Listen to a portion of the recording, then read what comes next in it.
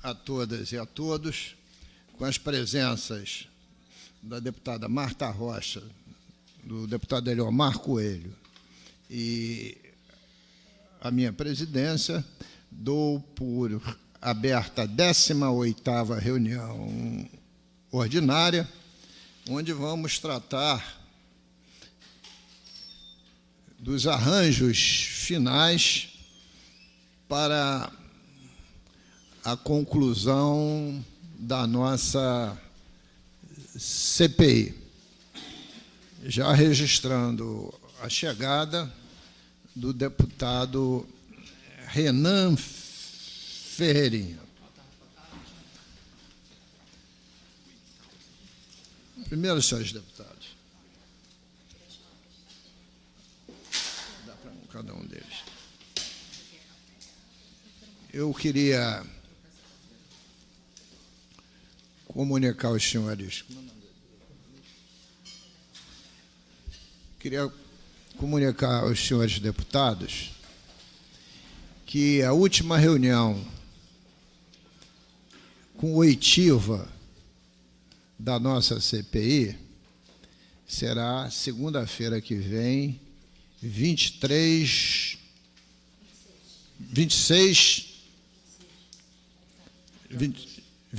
do 8. Esta oitiva, esta audiência pública, constará de uma palestra do economista Bruno Sobral, da UERJ, que preside a Rede Rio. Segunda-feira que vem será a última audiência pública. E ele falará sobre o tema desenvolvimento econômico e social sob enfoque regional. Tema que eles estão estudando também lá na UERJ. Convidei também para fazer contraponto a Fundação Dom Cabral, que tem muitos estudos, não sei se Ferreirinha conhece, muitos estudos por Rio de Janeiro, e eu mesmo já assisti uma palestra aqui no plenário de um economista desta fundação, que é uma fundação que tem um caráter bastante liberal. Liberal sob o ponto de vista da economia, né? Não dos costumes, que isso eu não sei. E, evidentemente, convidarei também as secretarias de Fazenda, Desenvolvimento Econômico, Casa Civil. Vou convidar também a doutora Magda Chambriard, que deu aqui uma boa palestra, o Ministério Público, porque a promotora Karine, quando a gente discutiu lá na tributação a questão das metas de desenvolvimento, ela também insistiu muito nesse tema, que está na lei das metas, né? Foi incluído, né? Porque eu acho que fecha bem o nosso ciclo. O Mauro Osório foi o meu primeiro convite, mas, infelizmente, ele não pode, porque ele dá aula às segundas-feiras. E hoje ele tem um compromisso, está faltando a aula, está indo no evento de debate, e aí não conseguiria também estar aqui na segunda-feira. Mas o Mauro Osório e o Bruno Sobral trabalham muito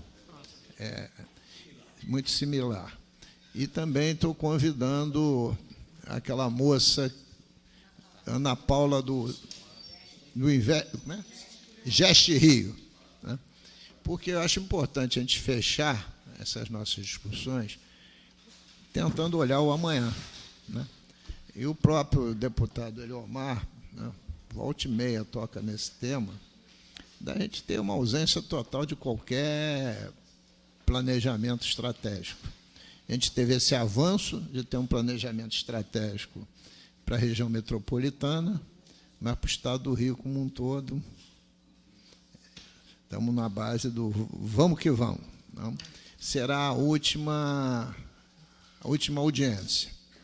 e será a última também para que a gente possa fechar o relatório, porque quanto mais audiência tiver, o relatório não fecha, e também há problema da taquigrafia. O Max não está aí, mas está aqui o seu ghostwriter. Presidente. Gostou? Pois não, deputada? Não, boa tarde a todos os deputados. Eu fiquei em dúvida, porque algumas reuniões eu tive uma dificuldade de estar presente, e eu tive dúvida agora, descendo com o assessor, se o ex-secretário Júlio Bueno, que faleceu ontem, se ele foi convocado e se ele teve presente aqui na... Não teve. Nós chamamos aqueles que, na verdade, assinaram o regime de recuperação fiscal, que foi antes, né, foi o Gustavo, foi antes, não, foi depois. Foi o Gustavo Barbosa e o doutor Leonardo Espíndola, pela Procuradoria, e o Cristino Áureo. Então, foram os três que estiveram aqui. Faleceu Eu ontem, sei, faleceu, parece, no sábado, notícia apareceu nos jornais ontem, e já deve ter sido cremado no dia de hoje, que o velório foi de 10 às 11. Ele morreu de um infarto fulminante. Naquele dia da audiência aqui, eu tinha feito a proposta e era ele que eu tinha até indicado, mesmo sendo, né, impedido. Porque ele foi o secretário, contribuir, na verdade, que assumiu a Secretaria de Fazenda no auge da crise. No auge da crise. Né? Mas ele foi no período do Cabral também, né? Não, no período do Cabral, ele foi secretário de Desenvolvimento Econômico. Ele se tornou secretário de Fazenda, ele substituiu o Sérgio Rui. O Sérgio Rui era o secretário do Cabral de Planejamento. Quando Pezão venceu as eleições, ele assumiu a Secretaria de Fazenda, ficou lá uns 90, 120 dias, saiu, e aí entrou o Júlio Bueno. Aí me lembro que tanto eu quanto o presidente da Comissão de Orçamento fizemos uma audiência pública lá no auditório, quando ele apresentou lá as ideias dele e tal, enfim, mas que, infelizmente, não prosperaram. Presidente, só muito rápido também. Primeiro, boa tarde a todos os colegas deputados. E eu já tinha avisado isso, presidente, anteriormente, até durante o recesso parlamentar, avisei, eu não poderia estar presente na próxima reunião, então só queria deixar isso já pré-avisado, mas a assessoria estará aqui. Acho que é um tema muito pertinente, que a gente possa dar sequência também a esse tema com as respectivas comissões depois. Eu acho que de todos já conversei isso também com a deputada Marta Rocha, acho que de todos os aprendizados, acho que o que tem mais me mostrado assim é a ausência de estudos e de planejamento sobre o nosso Estado. E acho que a gente tem um papel aqui de provocar que isso aconteça cada vez mais. O professor Bruno Sobral é um exemplo, acho que nesse sentido, como outros também. Nós estivemos presentes até numa atividade conjunto, e que a gente possa fomentar isso através das nossas comissões daqui da casa, que possa se ter. Então, acho que é muito pertinente que a última atividade, a última reunião dessa crise, dessa CPI, que olha para o passado, se permita olhar para o futuro na sua última atividade. Eu acho que isso foi uma excelente ideia. Você tem razão, deputado Ferreira. Eu estou distribuindo 2 conjuntos para você. Está tirando da cópia para... Já tirou? E que a gente vai tocar um pouco nisso. Eu só queria homologar aqui com vocês 2 datas. Sérgio, presta atenção. Já que o Max ainda não pôde chegar, só vai chegar às 3h30. Amanhã, possivelmente, deve entrar em pauta a prorrogação da CPI quanto à entrega do relatório. Nós não vamos fazer mais reunião. Não. Então, eu queria acertar o seguinte calendário para valer. Sérgio, no dia 16/9, daqui a 30 dias, um relatório em papel e meio magnético para cada um dos parlamentares. 16/9, 16 de setembro. É possível? 30 dias. Aí os senhores deputados têm até o dia 23/9 para ler e apresentar sugestões, modificações, concordâncias ou discordâncias. Para no dia 23, às 14 horas, a gente fazer a leitura aqui, tá certo? Para aprovar o relatório, colocando aquilo que não tiver unanimidade em votação. Como esse relatório terá ajustes, aí a redação ajustada, 30/9/19. Deu para entender? Redação final. Redação ajustada depois do debate, né? Emendou aqui, emendou acolá. Mas aí os deputados têm até dia 23/9 para apresentar emendas, e no próprio dia 23/9 já é feita essa leitura? Não. Ele tem que... As propostas de mudança. Olha só, você pode apresentar a tua emenda antes ou no dia. Maravilha. Depois do dia que não pode. Até o dia 23, 14 horas. Você aprova o relatório, mas queria sugerir esta emenda. Aí você vai ler a emenda, né? A gente vai colocar em votação, aprovada, ele vai inserir no relatório base. Ou a deputada Rejane diz assim, na folha 48, penúltimo artigo, eu acho que tem que suprimir isso. Aí a gente vai colocar em votação. Suprimiu, ele vai. Aí no dia 30 não vai se discutir, não tem mais emenda, não tem mais mérito, não tem nada. Só vai se verificar se tem um regime de português, de redação, mas para todos deu um aval final para ir à plenária. Está entendido as 3 datas? Então, 16, ele entrega, a gente tem uma semana, 23 vota e 30 a redação final. Redação final com a votação na comissão do relatório final. Sim, mas as emendas, aí não tem mais emenda. Aí é só redação final, é só se tiver erro de redação, né? E também para dizer assim, eu não quero... aprovou minha emenda, mas não entrou, né? Então, a redação final é exatamente para que todo mundo possa assinar o relatório final, com tudo realmente visto e votado.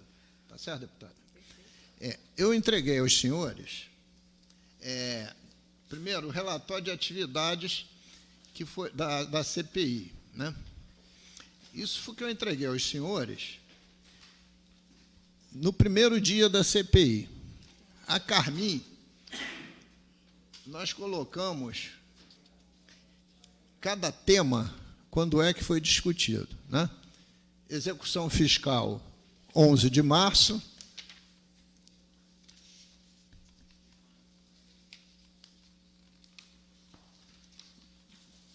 Depois, Lei Candir, 18 de março e 3 de junho, foram 2 discussões.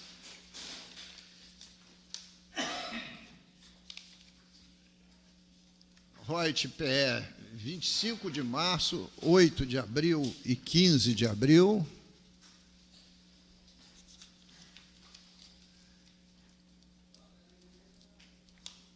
Histórico da nova metodologia de cálculo do preço do petróleo e gás, 25 de março, 8 de abril, 15 de abril, mesma data.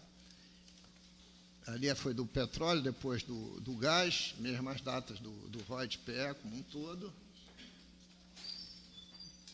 Partilha e concessão, mesma coisa, porque os temas foram se superpondo. Repetro, teve 2 discussões, lá no início, 25 de março, e depois, no dia 12 de agosto, foi recente. Regime de recuperação fiscal, 6, 27 e 12 de agosto. Crise da Receita, 29 de abril. Sonegação, 17 de junho. Securitização da dívida ativa, que o nosso Chicão Bulhões tanto insistia, no dia 17 de junho. E ainda introduzimos essa questão da controladoria, que foi a palestra do Bernardo Santos, que é o controlador geral, 23 de abril. Comperge, a gente teve uma primeira discussão, 24 de junho. Depois tivemos aqui as 5 ações civis públicas, que na verdade não são 5, são 6, do Ministério Público, dia 29 de junho, que derivou 2 semanas depois a assinatura do termo de ajuste de conduta. Aliás, já está? Tá. Isso eu vou falar daqui a pouco. Depois a reunião da conciliação dos devedores, 12 de agosto. Isso a gente marcou aqui para dizer que a gente tratou de todos os temas e introduzimos essa questão do planejamento econômico. A outra relação é de todos os ofícios que foram feitos com as suas devidas respostas. E aí, evidentemente, eu não sei o endereço, mas os assessores peguem com a Gabriela, nós demos acesso nas nuvens para todos os documentos que aqui chegaram. Então, quem quiser qualquer documento, é só entrar lá e retirar. E não virá nenhum anjo junto das nuvens, só virando dados. Tem um único documento que eu vou fazer um resumo que não está nas nuvens. Foi o documento que eu pedi a Petrobras, quando ela falou o valor que ia investir na bacia de Campos. Eu pedi um documento que a bacia de Campos é mais ampla que o estado do Rio de Janeiro e Espírito Santo, né, de o que seria no Rio de Janeiro e o que seria no Espírito Santo. Então, vou sacar isso do relatório, porque ela mandou um relatório cheio de carimbo confidencial, de sigiloso, porque é segredo empresarial, né, dando composições de poço, de não sei o quê, coisa, inclusive, que não interessa para a gente. Então, vou tirar aquilo. E não separou o que não é sigiloso do que é sigiloso. Vou tirar o que não é sigiloso, introduzir como um tópico do relatório, botar também nas nuvens, e o restante, posteriormente, a gente destrói. Eu não consigo entender, eu já até conversei isso com a Marta Rocha, o que a gente faz com um documento que é sigiloso num parlamento? Eu prefiro que diga que não manda, mas manda que não é sigiloso. O que eu vou fazer com isso? Então, fora isso, vai tudo... Já está tudo nas nuvens. Inclusive, eu estava perguntando, o TAC assinado, que é o único TAC que envolve transferência de recursos, são aproximadamente 820 milhões, já está lá nas nuvens. Porque os próximos TACs são TACs de obrigação de fazer, não são de transferência de recursos, é só de obrigação de fazer. Isto é, a Petrobras é que vai ter que investir. Presidente. Pois não. O ofício 039.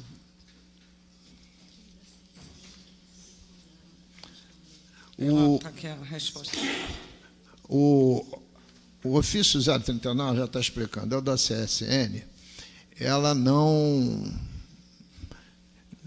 Ela se colocou que isso é uma questão sigilosa dela, do que ela avalia, do que ela pode pagar e o que ela não pode pagar. E eu não posso obrigar ninguém a botar no papel aquilo que ele diz que é um segredo da empresa. Mas, ao mesmo tempo, não se negaram, quando vieram aqui, a sentar lá com a Procuradoria para conversar sobre uma possibilidade de pagamento da dívida ativa. Que foi o 0,75 aqui, reitera. Porque essa avaliação eu queria, era exatamente para ter uma noção de que percentual da dívida ativa a gente, de fato, pode recuperar. A gente trabalha com um número que a Procuradoria fornece, né? Mas que eu verifiquei que é um pouco um certo chute, né? Então, eu acho que eles se acham, se eles disserem que em 1 milhão pode pagar 500 mil, eu acho que eles vão se sentir fragilizados nessas defesas, né? Mas eu acho que foi o único ofício que não teve resposta. Chegou agora, o da Petrobras, chegou agora, que eu perguntei, a pedido do deputado Max, porque pode ser de interesse de municípios, eu ainda nem li, todas as empresas que prestaram serviço ao Comperj. Eles mandaram aqui um leque de empresas, fizeram prorrogação, mas tem aqui N folhas. Isso vai também para as nuvens. Mas não responderam, alegaram o mesmo problema, em relação a por que o Comperj foi escolhido para ser instalado em Itaboraí.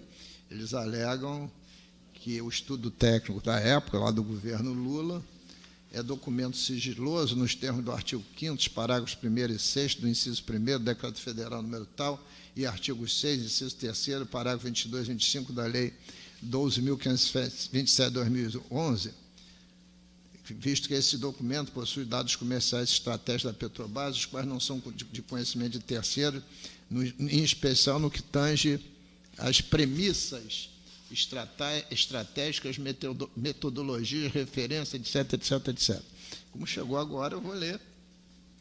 Vou pegar essas legislações aqui para verificar, mas eu estava muito esperançoso que isso acontecesse, mas perdi a esperança semana passada, quando eu estive no Ministério Público Federal, que tem lá um procedimento sobre Comperj, e nem o Ministério Público Federal tem esse documento. Então, mesmo as instâncias federais, esse documento eles têm sob proteção. Mas, também, como daquelas empresas que nós convidamos para mediação, e nós convidamos, né, porque nós não somos o mediador, não veio Manguinhos, que mandou documento escrito, explicando e tal, até um documento, no meu entendimento, dizendo coisas que não são reais. Não veio Petrópolis, mas mandou um documento mostrando que tinha negociado já uma parcela da dívida, e também porque foi exatamente no dia da famosa operação, nós estávamos de cabeça para o alto, e não veio Ambev e a Coca-Cola, que alegaram que não tinham dívida ativa. Quem mais tem? Não, meu querido, quando eu convidei, é porque estava na minha relação.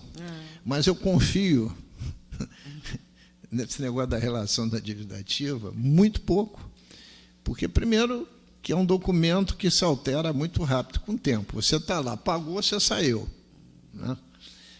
Você tem um número, da noite para o dia, pode ter entrado outro e aumenta esse número. E os caras afirmaram que não tem, vocês não têm, na dívida ativa não tem o que sentar numa mesa de negociação. Mas, de qualquer jeito, não sei se já chegou essa resposta, eu perguntei à Procuradoria e à Fazenda se eles são devedores ou não. Mas, como foi, ainda está no prazo, porque a resposta é 5 dias úteis. Deputada Marta Rocha. Eu queria pedir licença, presidente, que eu tenho que presidir uma audiência pública, que é a avaliação do relatório quadrimestral, e é obrigatória a realização de audiência pública pela Comissão de Saúde.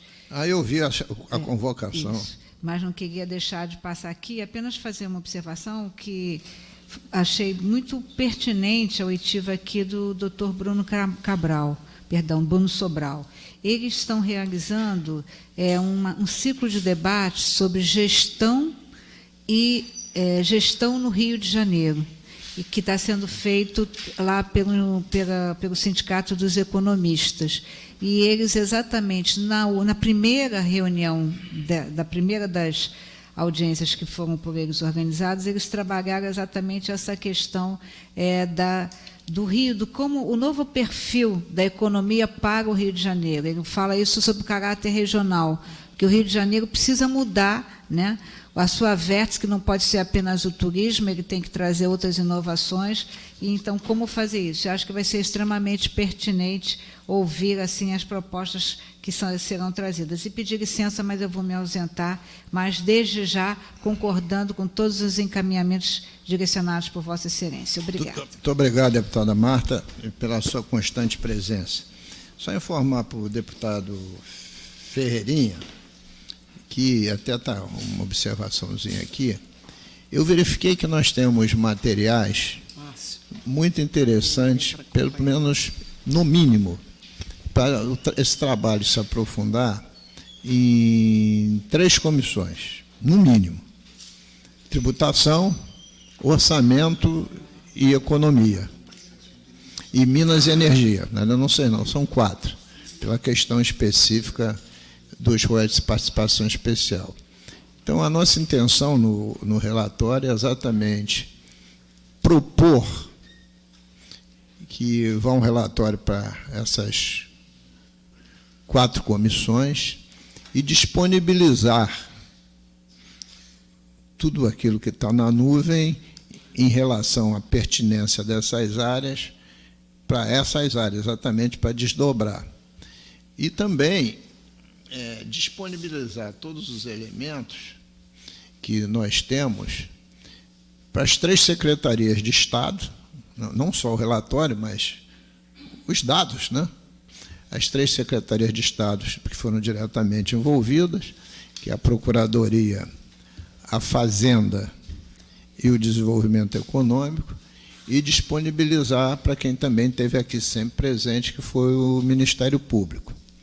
E, finalmente, também agradecer à Agência Nacional do Petróleo e à Petrobras, que atenderam de uma forma muito cordata todos os pleitos que foram feitos. Essa é a ideia. Fazer uma sugestão também, pois não, ainda sobre essa disponibilidade aos deputados federais, que teve uma audiência também, que eles estiveram presentes. Muito bem lembrado. Para não ser 46, isso, eu vou ver quem são os líderes da bancada, porque aí é muito documento, não só da Lei Candir, porque com reforma tributária, a reforma tributária é uma coisa muito ampla. A gente vê quem são os líderes, que não é só o deputado Gulhel, tem mais de um líder da bancada, a gente caminha também para as lideranças. A gente vai botar isso no relatório para tomar essa providência. Deputado Eliomar. Presidente, eu queria enfatizar aqui a importância dessa CPI, a forma como ela foi conduzida. Eu acho que tanto o nobre deputado Luiz Paulo Corrêa da Rocha, na presidência, e assessorado por uma equipe de peso em termos de conhecimento sobre o assunto e disposição para o trabalho, quer dizer, nós estamos chegando aqui realmente, eu acho que no final, apresentando ou tendo nas mãos, digamos, todo um instrumental para a gente trabalhar daqui para frente as nossas intervenções no sentido de mudar o rumo, aperfeiçoando exatamente aquilo que deva ser feito em termos de regime fiscal do Estado do Rio de Janeiro. O Estado do Rio de Janeiro, Ferreirinha, é um negócio que não entra na minha cabeça. Deve ser provavelmente o único estado do Brasil que não possui uma Secretaria de Planejamento. Isso é inconcebível. Existia a Secretaria de Planejamento. Eu me lembro que a última secretária era uma senhora, já foi o Rui. de carreira. Cláudia Uchoa. Pois é. Não, né? O Rui também De repente colocaram isso Planejamento. junto com a Secretaria de Fazenda. Olha, desastre para quem entende um pouco de administração, o que realmente foi feito. E é uma coisa complicada. Eu acho que, inclusive, nós, com todo o material que foi fornecido, esses requerimentos, quer dizer, a gente se debruçando e fazendo uma boa leitura, a gente pode fazer a nossa intervenção como parlamentar no plenário, exigindo, inclusive, que o Estado do Rio de Janeiro tenha realmente um órgão que trate do planejamento nível de secretaria. É inadmissível, entendeu? De maneira que eu quero, presidente, elogiar, entendeu? Eu sei o quanto que é difícil conduzir uma comissão parlamentar de inquérito, não é fácil, entendeu? Um volume de material que chega nas mãos é muito grande, dar conta disto daí e terminar, inclusive com a apresentação desses relatórios, e olha que ainda tem até o dia 30 aí, muito trabalho pela frente, né? De maneira que eu gostaria realmente de apresentar aqui os meus parabéns à condução e também para estendida a toda a equipe. Deputado Eliomar, nós da CPI agradecemos também a sua participação. O senhor foi um dos deputados que jamais esteve ausente e sempre participativo, como todo requer o seu mandato aqui na casa.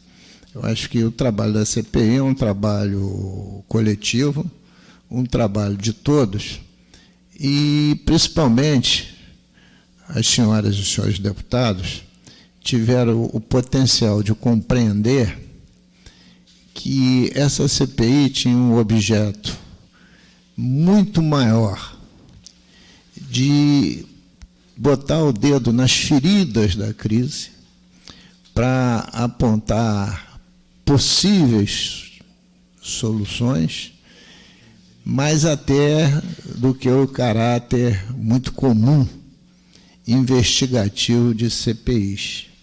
Até porque os nomes mais cogitados do Estado nos anos anteriores à CPI são objetos de grandes investigações na Operação Lava Jato, e a gente não teria nem potencial para aprofundar muito mais que isso, até porque lá tudo corre em sigilo de justiça. Mas eu também avalio que a gente teve muito boas oitivas aqui.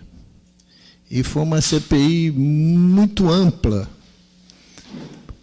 porque, como o tema crise fiscal é um tema amplo, ele não cuidou só da gestão do Estado, né?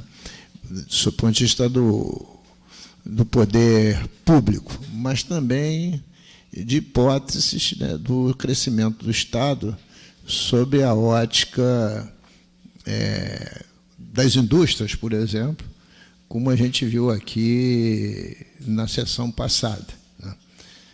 Sessão passada, deputado Ferreirinha, não pareceu importante, mas foi uma das mais importantes, porque, para surpresa, e eu não sabia, meu gabinete não sabia, eu não sabia, porque não é do nosso DO, a Secretaria de Fazenda não sabia que o Ministério da Fazenda tinha emitido uma portaria, que agora eu a tenho, né? Emitido uma portaria regulamentando o repetro na área industrial, o que vai nos dar oportunidade, né, da gente voltar a esse tema e, quiçá, de resolver um grande temor que eu sempre tive com o repetro. Porque com a alíquota de 3%, se a indústria está em São Paulo, ela gera emprego e renda em São Paulo, né, e não precisa vir para o Rio para gozar dessa alíquota, porque ela estaria pagando 3 lá e pagaria os mesmos 3 aqui. E a situação é diferente. Na verdade, pela regulamentação da Fazenda, e aí a discussão que a gente vai ter que entrar depois aqui, né, é que as empresas operadoras, a gente vai ter que ter legislação sobre isso, regulamentando, as empresas operadoras é que vão recolher os 3%. Não são as indústrias. Nem tampouco a indústria naval. É quem comprar. E quem comprar é aquele que está previamente se credenciou junto ao Repetro, que são as grandes operadoras de petróleo. E a maior delas, a Petrobras, né? Isso é uma mudança de ótica, né? Que a gente perdeu aqui mais de ano discutindo esse tema, quer seja com prefeitos, com indústria naval, assim, só para a gente voltar lá para o ano 2018. Então, isso foi uma surpresa muito positiva, que vai fazer com que a gente faça alguma recomendação já nesse relatório, e nasceu desse último debate, mostrando que a gente sempre tem que também aprender com quem está fora daqui, e quem está fora daqui também tem um pouco a aprender com os problemas que a gente discute aqui. Então, eu acho que é uma CPI positiva. Eu não sei se, por exemplo, as negociações de pagar a dívida que vai ser feita na Procuradoria vai dar certo ou não vai dar. Mas se cair R$1, ou se eles mesmos começarem de mote próprio procurar o executivo, já é um ganho real. O interesse que o Ministério Público, que faz as ações contra a sonegação, foi imenso. Tanto é que eles não faltaram a nenhuma reunião que a gente convidou. Todas que nós convidamos, eles vieram, porque o tema os interessava muito. E uma outra coisa saiu na reunião, aquele grupo, eu esqueci o nome, Cória, não tem um... Como é? SARE, né? Tem um decreto que cria um grupo de atuação que envolve Ministério Público, Fazenda, Governo, a opção de ente, Polícia Civil, né? Exatamente de combate à sonegação. O decreto existe desde o governo passado e até o dia de hoje não se instalou. Então, outra coisa que a gente vai forçar esse posicionamento. Então, vieram muitos temas interessantes que não acaba com a CPI. Por quê? Porque depois nas comissões a gente continua, e também no CIRA. Agora veio o nome técnico.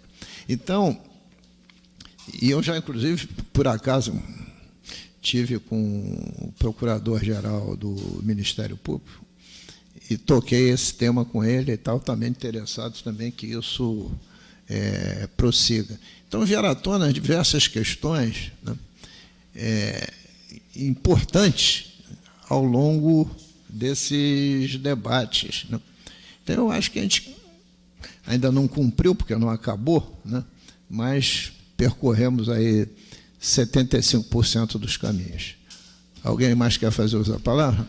Então, eu queria agradecer deputada enfermeira Rejane, deputado Ferreirinha, deputado Eliomar, as presenças, as participações, e só para fechar agora, dia 26, segunda-feira que vem, o debate de planejamento estratégico e depois o relatório. Muito obrigado. Está encerrada a nossa sessão.